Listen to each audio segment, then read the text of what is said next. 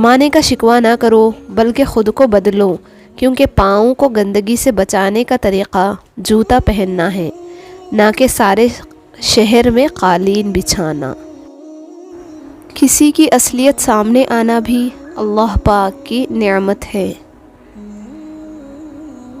برا وقت بھی کمال کا ہوتا ہے، جی جی کرنے والے بھی تو تو کرنے لگتے ہیں۔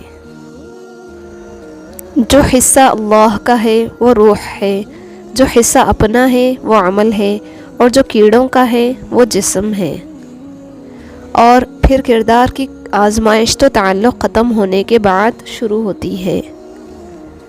زندگی میں جب بھی تم تنہائی محسوس کرو تو یاد رکھو خدا نے سب کو دور کر دیا تاکہ پیچھے صرف تم اور وہ رہ جائے۔